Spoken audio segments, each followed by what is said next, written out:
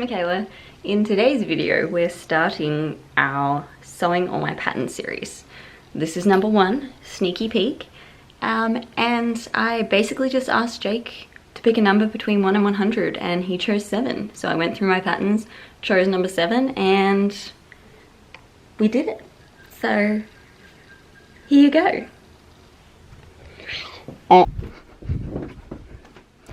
Guess what time it is? Episode 1 of Sewing All of My Patterns. Starting from the bottom, 1, all the way up. It's going to be more than 100, but I just, you know. So number 7, we got, it's going to be a dress. So there's number 1, and number 2, 3, 4, 5, 6, 7. So this is what we're making. Number 7. It's a simplicity pattern. And it looks like we have 2 sizes, 9 and 10 and 11 and 12. It's a junior/teen size. But this looks like a lady. So we'll have to check our measurements and see if this fits me or if I have to do some tweaking. So, oh, yep. So we've got, see, I'm still learning. We've got young, junior/teens, and then we have misses. So I will be looking at the misses size. And I think I'm going to be a big size because ain't no way in hell my waist is at. It's probably more like this. I think it's 73, 74. But I will double check my bust measurements and my hip measurements and go from there. First up, waist. So waist is pretty much in line with your belly button. Let's have a look, see. Give yourself a little bit of wiggle room. So that's about 74. Hips is the biggest part of your body. Biggest part here, so it goes around the mound of your butt. Let's check that. That is a lovely 101. And bust is nothing. 92. Maybe I'll write those down. Is that right? 92? 82. 92. See, I have no boobs. 97 bust, 76 waist, and 102. So I guess we're pretty equivalent to a 16 misses. Could maybe get away with a 14, but let's see what they've actually cut out of this pattern.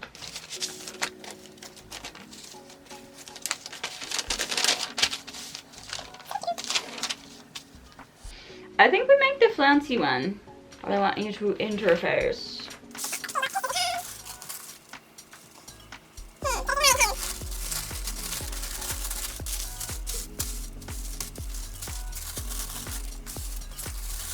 Nine and 10 and 11 and 12. That ain't gonna fit my fat ass. Let's do some maths. Let's do 1 centimeter seam allowance, so that's 16. So now I'm just measuring my key points on the pattern to make sure that it will match up to my measurements. So going along the waistline, the bust seams, and just making sure that this actually will fit me. So this is going across the bust and then going across the waist.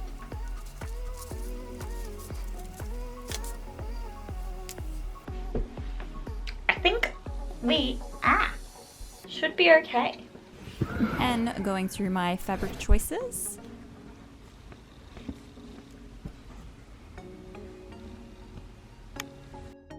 So now I'm laying out my pattern pieces on my fabric, and as you can see here, I'm lining up my edges to make sure that the fabric sits nice and flat so that our pieces are straight. So just matching up the raw edge here and then smoothing out the rest with my hands. You can see this piece is on the fold, and I'm just measuring from the straight grain on the other piece to my edge to make sure it's straight. Here is where I'm adding the extra seam allowance to make sure that my pattern fits me. I added about 2 centimeters extra on the side. You can see here these pieces are a little bit bigger than my pattern. And using your phone weight. So here's actually a really handy trick. If you want to cut some straight lines but save some time, just cut a little snip in the fabric and pull it. Give it a tear and it will come across straight.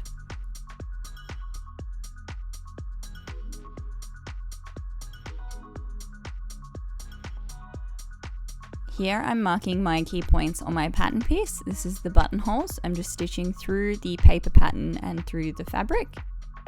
And now I'm checking my instructions here and it says to do interfacing on the back pieces. So I've got now my pattern piece and measured where I need to fuse, and I'm just cutting that straight rectangle, matching it up to my current pattern pieces.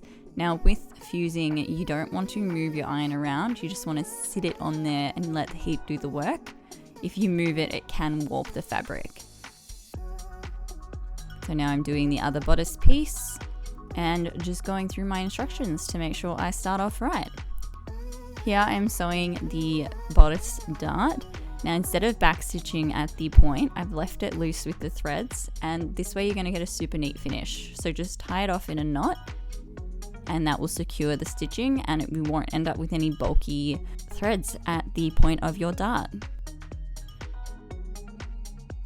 Make sure you tie it a couple of times so that it's nice and strong. And now I am just sewing all of my seams. This is the facing for the bodice. I've already fused the interfacing on. And now I'm just sewing the seams. Overlocking my raw edges.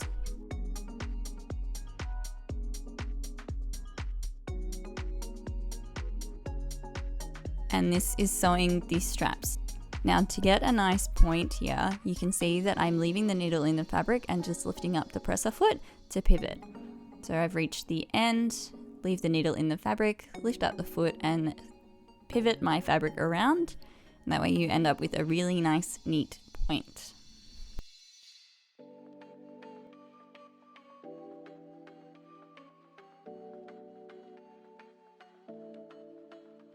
And I'm cutting off the corners of this point in the strap to make sure that when I fold it over, there's no excess fabric in the way to get a super clean finish. So start it off with using my fingers to flip it through and then moving to the tweezers to finesse. Definitely get yourself a long pair of tweezers. They're great for threading your machine or little things like this. I'm preparing the pocket. I did fuse these as well to give it a little bit more substance, and I'm marking my key points on my pattern here with the paper pattern, putting pins through the top edges and also the bottom corner. Now the benefit with this, if you use flathead pins, is you can actually just take the paper pattern off and leave your pins in the fabric. So now I'm matching up those points, the two corner edges with the pins at the top and then the bottom corner with the pin, and of course securing it in place. And I'm measuring on either side to make sure that it is the same. And here you can't really see, but I am stitching the pocket in place. And same process as before, you hand wheel to where you need to be, lift up your presser foot, and then pivot your fabric.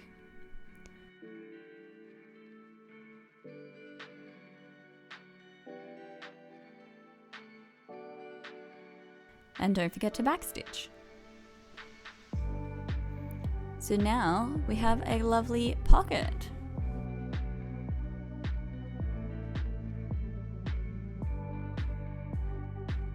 And here you can see that the fabric sort of wants to go in a way of its own. So I'm pulling the under layer to keep it flat. And you can see it sort of wants to bubble. So that's really important to cut your fabric straight to ensure that it doesn't do that.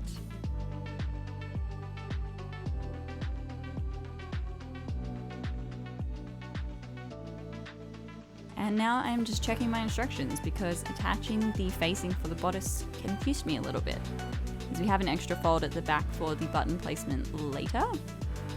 So I'm just making sure that I do it right. Now pinning through the center of the seam on both the facing and the bodice. That way you know that it's going to be straight and secure. And it is a little bit fiddly at the start, but I'm going to now sew the facing to the bodice. You can see that little fold at the end there will actually be for the button placement later. And I always have a pin in my mouth. It's probably not the safest thing to do, but you know.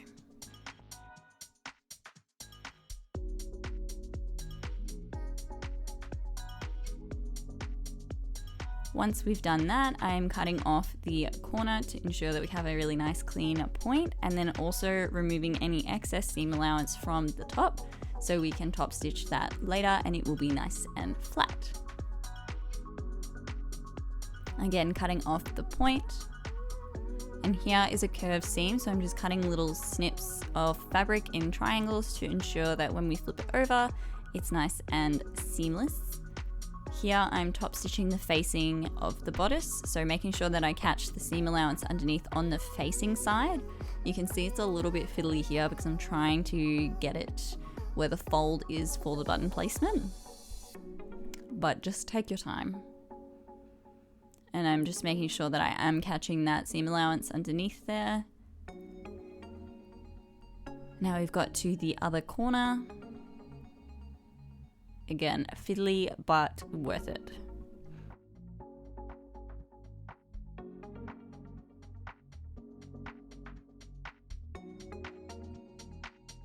And always iron. Give it a good solid press. So now I'm checking the fold placement for the buttons to ensure that it's the same thickness on the top and the bottom. And it's time to attach the skirt to the bodice. Luckily we already have a seam in the center of the skirt, so I know that is my middle point. But for the bodice, I'm just folding those two side seams together to find the center of my bodice and putting a pin in there so I can match it up with the center of the skirt. And if you don't sew in fluffy socks and a dressing gown, I don't believe you. Gotta have a little boogie and check my instructions before moving to the next step. So now we are sewing our bodice to our skirt. And definitely get yourself a pin magnet. They are a lifesaver. And if you can't tell, this is sped up. I don't sew that fast.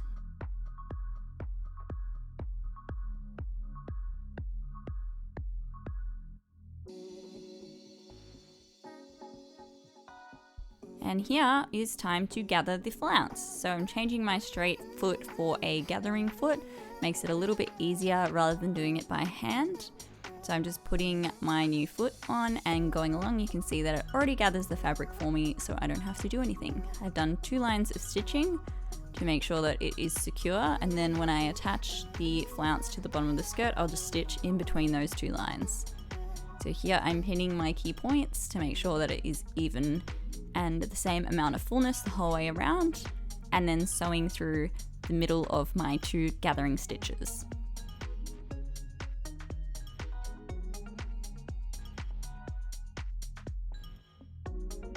Just make sure too that you don't catch any of your other fabric, because it is the worst when you've done a seam and you have to unpick it.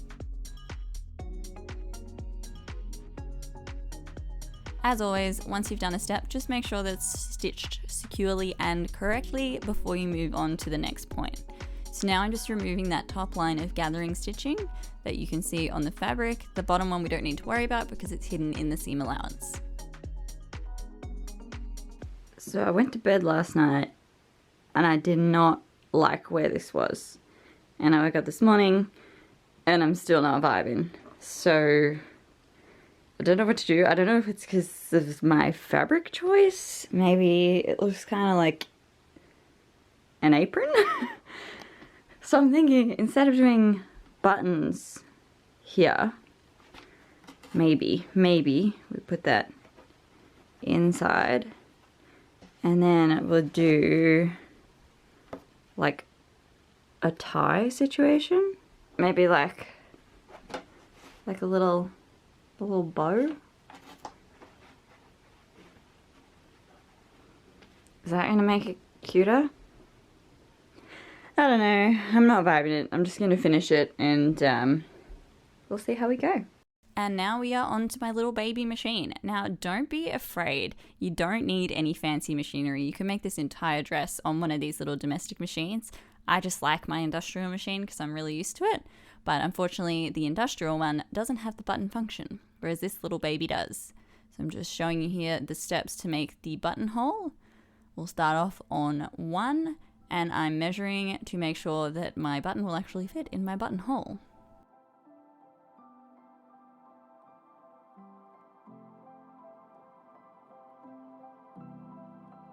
And yeah, lovely little buttonholes. Now you can see they're not completely even. I haven't done them in ages, but if you use matching thread, it doesn't matter.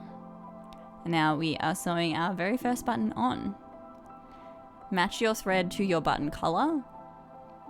I think it just looks nice.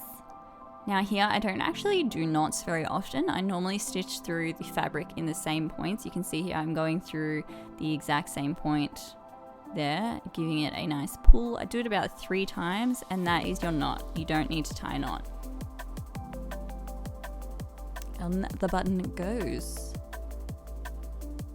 Now I stitched through this quite a few times to make sure that it is secure. It's a total personal preference how many you want to do. Just make sure it's not going to fall off because there is a lot of tension on it. Once I secured it in place, I also wrap the thread around the outside underneath the button here, and that is going to give you a little bit more play in getting it through the buttonhole. And once you're done, secure it off and you have a cute little button. And this is a scary part. Cutting your buttonholes. If you just cut between the lines, it's fine, but it's never fun cutting your fabric. Use some little baby scissors to get it perfect. Here I'm just making sure that my buttonholes do actually line up with my button placement. So I'm putting a pin through the hole that I've just cut of that buttonhole, and that's when I know where I can stitch my button. So there you can see, my pin is now on my button side. Just do the same process and secure it off with a little knot.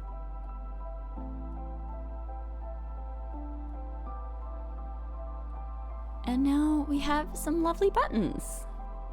I finished it. So we just tweaked the straps, did a little bit of a change with the sizing, which I probably could have gotten away with the pattern size, but anyway. Yeah, she's cute.